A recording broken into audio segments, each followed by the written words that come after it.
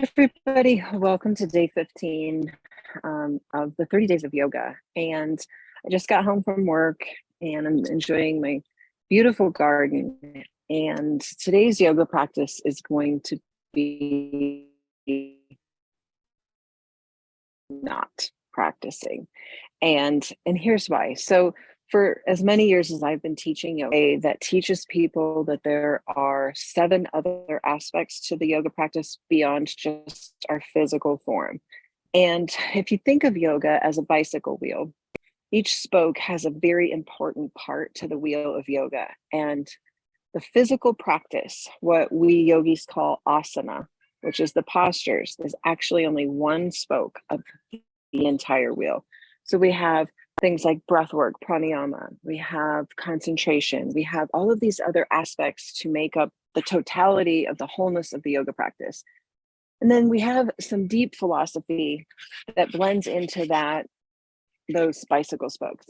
And one of the things that yoga teaches us when it comes in terms to how do we apply the teachings of yoga to our life is there's a term in yoga called ahimsa, which means non-harming. So we practice ahimsa with other people by being kind and tolerant and just being good people. But we forget that ahimsa can also be redirected to ourselves. And so I'm practicing ahimsa today. And that means my yoga practice is sitting in the garden when I get home from work rather than rolling out a yoga mat and guiding myself through some postures. It's taken the time to enjoy what I've created, what has been given to me, and not harming my body that's already pretty exhausted.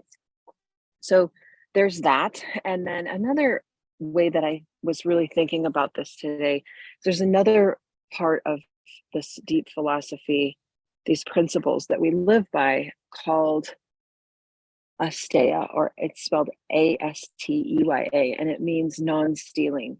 And the way that I took that to my heart today is stealing energy from myself, and being vulnerable enough to say, I don't have it today. I commuted over 250 miles. I taught 4 chair yoga classes. My upper body is really tired.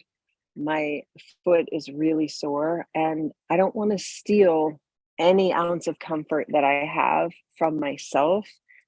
And even though I hold myself to a very high standard, and when I say I will do something, I do it, I wanted to show today that there are other ways to practice yoga. And the way that I'm going to choose to practice today is spending time in my garden. There's lots of weeds over there. So picking some weeds, I've got a harvest of green beans that need my attention.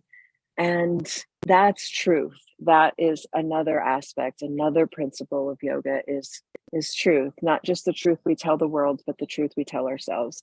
And as you know, I've been working on vulnerability this year, exposing myself emotionally, maybe exposing myself in a physical way that's saying, I don't have it today. I physically cannot do it.